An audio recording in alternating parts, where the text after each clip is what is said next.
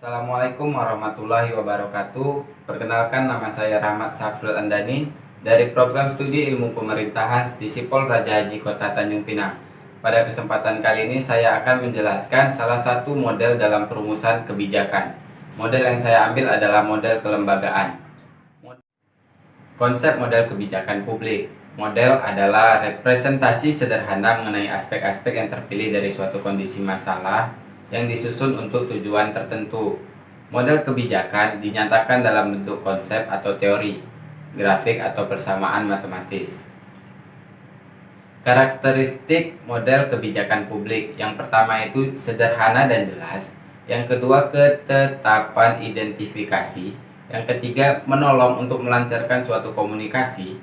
Yang keempat, usaha langsung untuk memahami kebijakan publik tersebut. Yang kelima, memberikan penjelasan dan memprediksi konsekuensinya. Model kelembagaan. Model kelembagaan sering juga disebut dengan model institusional. Model ini merupakan model yang dikembangkan oleh pakar politik yang memandang kebijakan publik sebagai kegiatan-kegiatan yang dilakukan oleh lembaga-lembaga pemerintah sejak lama menjadi pusat ilmu politik. Bahkan ilmu politik sering disebut sebagai ilmu yang mempelajari lembaga-lembaga pemerintah. Kegiatan-kegiatan yang dilakukan oleh warga negara, baik secara perorangan maupun berkelompok, pada umumnya terkonsentrasi dan bertuju pada kelembagaan-kelembagaan dalam pemerintah. Kebijakan publik menurut model kelembagaan ini ditetapkan, disahkan, dilaksanakan, dan dipaksakan pemberlakuannya oleh lembaga-lembaga pemerintah. Dengan kata lain, model ini terdapat hubungan yang erat antara kebijakan publik dan lembaga-lembaga pemerintah. Kebijakan apapun tidak akan menjadi kebijakan publik kalau tidak diterima, diimplementasikan, dan dipaksakan pemberlakuannya oleh lembaga pemerintahan tersebut. Model kelembagaan ini merupakan model yang tradisional dalam proses pembuatan kebijakan publik.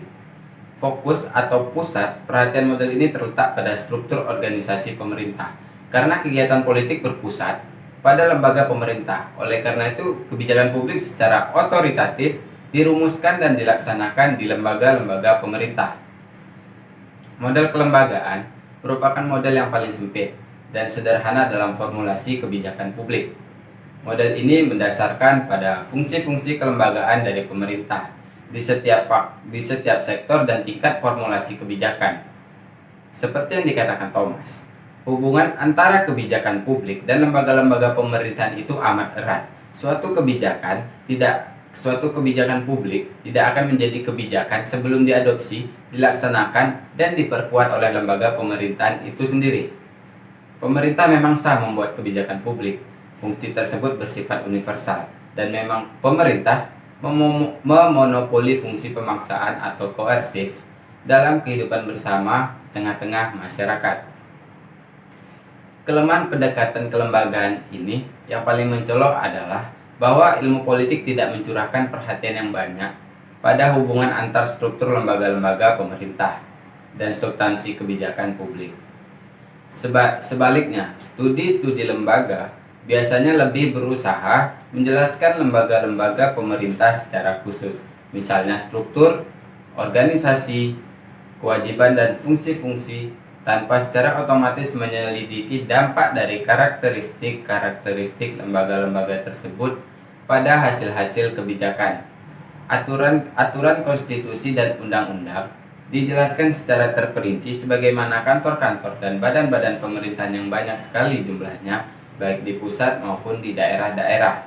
Kebijakan publik seringkali dijelaskan tetapi jarang dianalisis, dan hubungan antar struktur dan kebijakan publik secara luas tidak diselidiki. Kalau dilihat dari model kelembagaan, di sini saya mengambil contoh kasus yang pernah terjadi di Kota Salatiga. Belasan pedagang ayam yang biasanya mangkal di Jalan Taman Pahlawan sekitar bekas pertokoan hasil, mereka mendatangi Komisi 2 DPRD Kota Salatiga yang dalam rangka audiensi dan dihadiri oleh Dinas Perindustrian, Perdagangan Koperasi dan UMKM. Dinas tersebutlah yang mengurusi aktivitas pedagang di pasar. Mereka mengungkapkan keluh kesahnya. kegiatan berjualan di tempat mereka mangkal dan dengan mengantongi perizinan usaha. Sementara aktivitas mereka tidak diakui oleh dinas sah yang terkait karena memiliki izin usaha, namun permintaan pedagang tersebut tidak disetujui oleh Disperindak.com. Sebab pasar sudah ditata berdasarkan lokasi jenis dagangan, yang mana kebijakan pemerintah sempat telah membangun pasar-pasar tersebut untuk pedagang ayam, daging, dan lain sebagainya di daerah pasaraya. Jadi kalau diambil kesimpulan, model kelembagaan ini kita bisa melihat dari fungsi kinerja dari lembaga-lembaga pemerintahan tersebut, berbicara mengenai kewenangannya. Dan juga pemerintah memang sah membuat kebijakan publik. Fungsi tersebut bersifat universal.